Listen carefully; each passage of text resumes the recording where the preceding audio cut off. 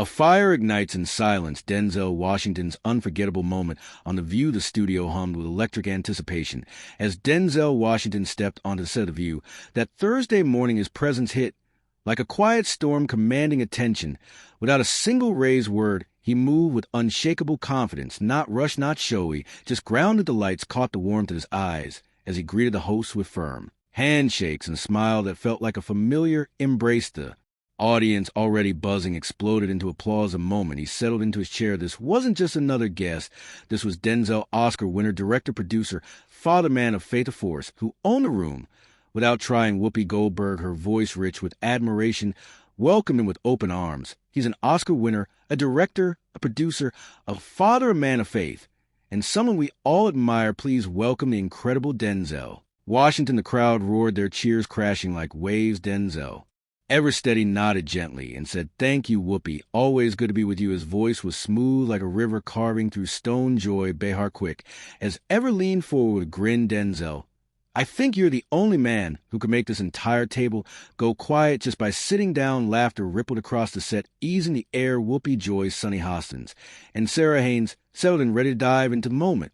The first segment felt like a warm conversation among friends. They talked about Denzel's latest project, a film set in the Reconstruction era, weaving themes of forgiveness, generational trauma, and spiritual resilience. Denzel spoke with a thoughtfulness that made the cameras disappear. His words landed with purpose, each one chosen with care. This film, he said, his voice steady and deep, isn't just about then. As a mirror, it holds up a reflection of now. It asks, how do we carry pain? What do we do with anger? What's the price of choosing bitterness over healing? The audience leaned and hanging on every syllable. Their soft applause, a nod to the reverence, filling the room. Sarah Haynes, eyes wide with curiosity, asked Denzel, how do you prepare for a role with that kind of emotional depth? His answer came fast, but felt like it had been waiting for years. I pray, I read, I sit in silence and listen most of the time. The work isn't about pretending, it's about remembering. The room still, the air thick with meaning. The audience clapped softly as if afraid to break the spell.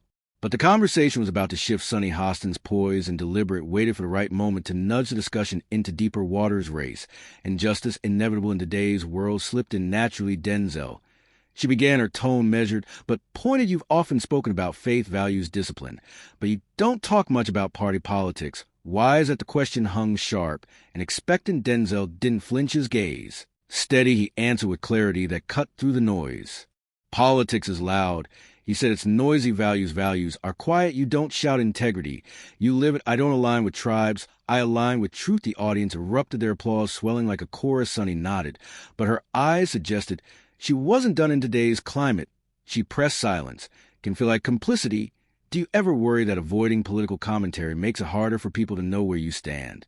The room shifted, the warmth cooled, replaced by a subtle tension. Denzel leaned back slightly, his expression calm but firm. I'm not avoiding anything, he said, his voice low but unyielding. I've marched, I've mentored, I put kids through school, I've shown up in ways that don't trend on social media. If someone needs me to yell my convictions to believe I have them, they're not listening, they're measuring volume. The words landed like a stone in still water, rippling outward. Sunny nodded slowly but pushed.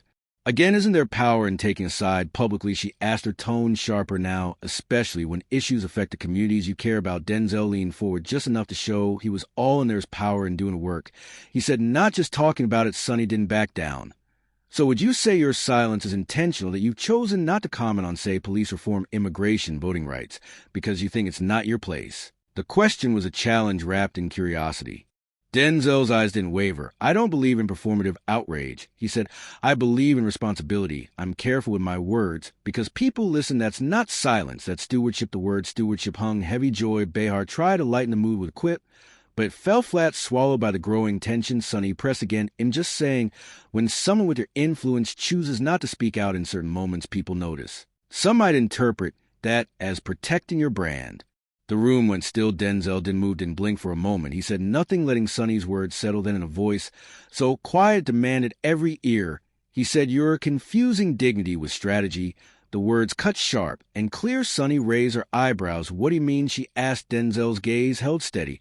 I mean, I don't raise my voice because I don't have to explain myself to people who've already decided what they want to believe. The silence that followed was heavy. Sunny tried. Again, softer now. Don't you think questions are fair? Denzel nodded. Questions are fair. Accusations disguised as questions. That's something else. Sarah Haynes shifted her eyes, darting between Denzel and Sunny. Whoopi, sensing the conversation teetering, tried to pivot. Okay, let's take a breath, she said, her voice light but firm. But Denzel wasn't ready to move on. His eyes stayed on Sunny, not angry, but with intensity that filled the space for first. Time in the view's long history. The air wasn't thick with shouting. It was thick with the weight of a man refusing to be dissected. The burn wasn't in raised voices or grand gestures. It was in his stillness, his presence, his voice that didn't need to rise to be heard. The show cut to commercial, but the tension lingered like smoke when the cameras returned. Whoopi tried to reset the mood. We're back with the legendary Denzel Washington, she said, her smile bright but strained. We've been having a passionate conversation about values, responsibility, how we show up for the world. Denzel nodded, but didn't smile. He sat with the same unshakable calm, hands folded, posture tall. Joy Behar jumped in with a lighter question. Denzel, you played so many roles, kings, killers, fathers, heroes. Do you ever feel like people confuse you with your characters? His answer was quick but thoughtful. All the time.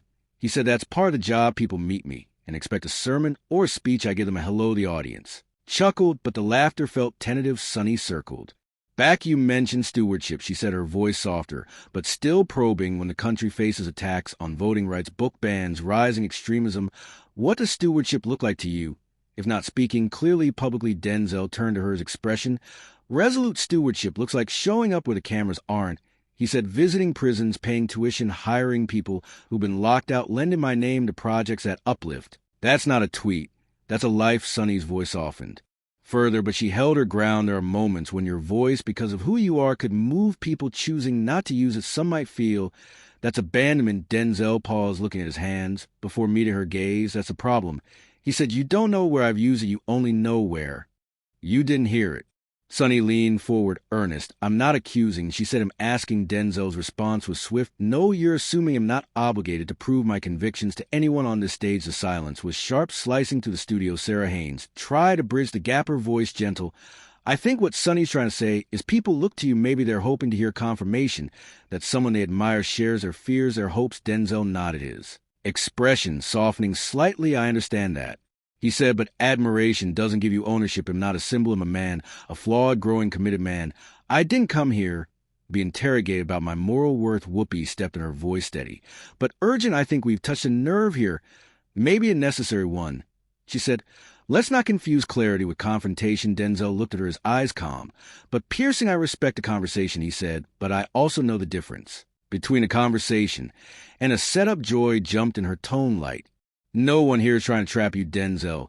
We love you. Denzel's response was quiet, but firm. Love shows up different than this. Sunny spoke again, softer, almost apologetic. I'm sorry if it felt personal, she said. I just believe public figures have a platform. Silence can be loud. Denzel's eyes didn't leave hers, and so can grace, he said. The room fell still, the tension heavy, not explosive, but measured. Whoopi called for another break, her voice bright but strained as the music played and cameras panned out.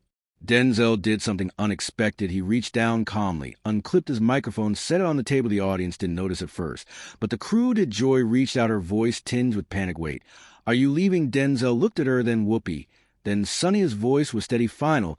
I came here to talk about a film, about healing, about where we go from here, he said, but I'm not going to sit at a table where every word I say is held up like evidence in a trial. He stood, his movement slow, deliberate. Whoopi tried to stop him. Denzel, you don't have to. But he cut her off, not with anger, but with resolve. I've done the work, he said. If you can't see that this isn't my table, then he walked off the set. Not fast, not angry, just finished. The cameras returned to a table missing its heart. Denzel Washington's chair sat empty, a silent testament to what had unfolded. The host sat still, their faces a mix of shock and discomfort. Whoopi, ever professional, looked into the lens before the break. Denzel Washington left our set, she said, her voice heavy. And while that wasn't expected, it's his choice. He said what he needed to say. We respect that. Joy added, softer than usual. I just want to say for the record, Denzel is someone we admire deeply. No one at this table was trying to provoke him. Sunny stayed quiet for a moment, then spoke. If I came across as accusatory, that wasn't my intention, she said, but I believe in hard questions. That's what we do here. Sarah, visibly shaken, added, there's a difference between hard questions and questioning someone's heart. That's a fine line. Maybe today we crossed it. The audience, instructed to stay calm, seemed unsure whether to clap or sit in silence, a few don't forget to hit the notification bell. To stay updated, subscribe for more powerful video.